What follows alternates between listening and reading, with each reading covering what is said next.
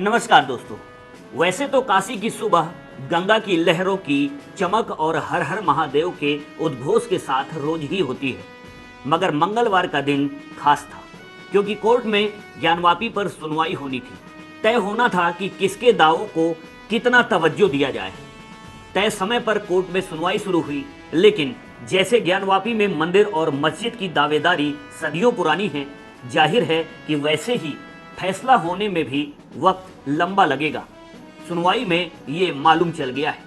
आज भी कोर्ट में हिंदू और मुस्लिम दोनों पक्ष की दलीलें सुनी गईं। कोर्ट में सर्वे कमीशन की रिपोर्ट पर हिंदू और मुस्लिम दोनों पक्षों की आपत्तियां पूछी। सोमवार की सुनवाई में हिंदू पक्ष ने सर्वे रिपोर्ट के साक्ष्य की कॉपी देने की मांग की। केस की वैधता को लेकर भी हिंदू मुस्लिम पक्ष की दलीलें सुनी और मामले की अगली सुनवाई 26 मई के लिए तय कर दी गई। इस केस में सबसे ज्यादा अहम मामला वैधता का है।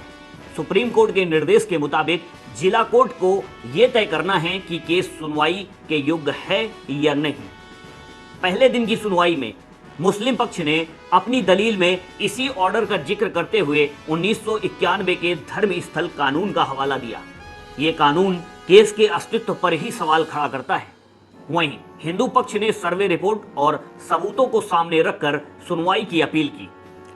फव्वारे और शिवलिंग के दावे पर भी कोर्ट में दोनों पक्ष अपनी अपनी दलीलें लेकर तैयार हैं, लेकिन कुछ भी तय होने से पहले हिंदू पक्ष ने कोर्ट में ये भी मांग रख दी है कि उन्हें शिवलिंग की पूजा का अधिकार दिया जाए।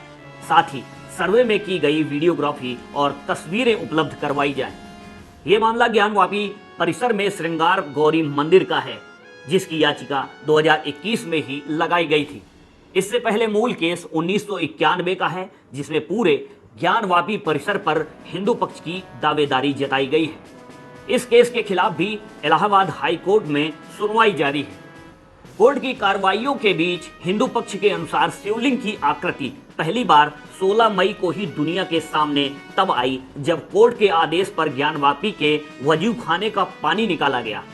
पानी निकलते ही छोटे से कृत्रिम तालाब के बीचों बीच एक कुंड नुमा ढांचा निकला और इस कुंड के अंदर जो दिखा तो देखने वालों के मुंह से बस यही निकला कि बाबा मिल गए।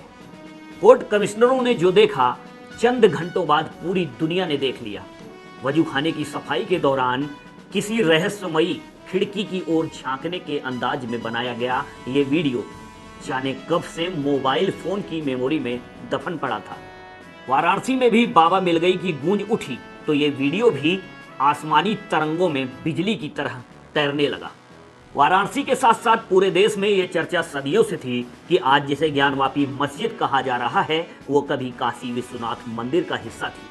चर्चा ये भी थी कि इस विशाल मंदिर में एक विशाल शिवलिंग भी था जो मंदिर पर मस्जिद का आवरण चढ़ने के साथ ही जाने कहां गुम हो गया।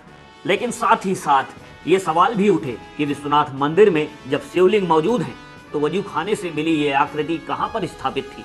इसे लेकर हिंदू पक्ष की ओर से 4 थ्योरी दी जा रही हैं। पहली थ्योरी ये है कि जो आकृति बरामद हुई है वो तारकेश्वर महादेव है। ज्ञानवापी केस के पक्षकार रस्तोगी ये दावा कर रहे हैं। दूसरी थ्योरी ये है कि वजू खाने से मिली आकृति ही काशी विश्वेश्वर का मूल शिवलिंग है। तीसरी थ्योरी ये है कि ये आकृति इसी परिसर में मौजूद रहे अवमुक्तिकेश्वर महादेव मंदिर का शिवलिंग है। और चौथी थ्योरी ये है कि ये आकृति नंदिकेश्वर महादेव मंदिर का शिवलिंग है। पहली थ्योरी यानी ये आकृति काशी विश्वेश्वर महादेव मंदिर का मूल शिवलिंग है, इसे लेकर हिंदू पक्ष में ही अलग अलग राय हैं। दूसरी थ्योरी यानी अवमुक्तिकेश्वर महादेव को लेकर ज्यादा जानकारियां नहीं है, लेकिन ज्ञानवापी की ओर निहारते नंदी जिन्हें शिवलिंग की मौजूदगी का सबसे बड़ा सबूत माना जा रहा है, वही नंदी तीसरी थ्योरी के भी सबसे बड़े गवाह बताए जा रहे हैं। धर्म की किताबों में काशी का इतिहास खंगालने वालों के मुताबिक यह आकृति नंदिकेश्वर महादेव की शिवलिंग की ही है। हिंदू पक्ष ये तय करने में भिड़ा है कि वजू खाने में जो मिला वो कौन सी शिवलिंग है, लेकिन दूसरी तरफ मुस्लिम पक्ष है जो ये साबित करने पर डटा है कि ज्ञानवापी में तो मंदिर कभी था ही नहीं और वजू खाने में जो मिला है वो शिवलिंग नहीं, पुराना फव्वारा है। दिलचस्प बात यह है कि वजू खाने के ठीक नीचे एक तहखाना भी है जिसे अब तक सर्वे में खोला नहीं गया है। इसी का हवाला देकर हिंदू पक्ष ने यह भी दावा किया है कि शिवलिंग की पूरी सच्चाई तहखाने से ही बाहर आएगी, क्योंकि उन्हें लगता है कि कुंड में जो पत्थर मिला है उसका निचला हिस्सा इसी तहखाने में है। सच क्या है, जाहिर सी बात है कि ये अदालत को ही तय करना है। हालांकि अदालत की इस कार्रवाई में समय तो लगेगा ही। अभी के लिए इतना ही। नमस्कार। नमस्कार, मैं हूं राजेश सोनी। अगर आपको हमारा ये वीडियो पसंद आया हो तो चैनल को सब्सक्राइब करें और बेल आइकॉन को जरूर दबाएं। फेसबुक पर लाइक, फॉलो और शेयर करना ना भूलें। तो फिर जुड़े रहिए हमारे साथ और देखते रहिए सवाल तो पूछेंगे।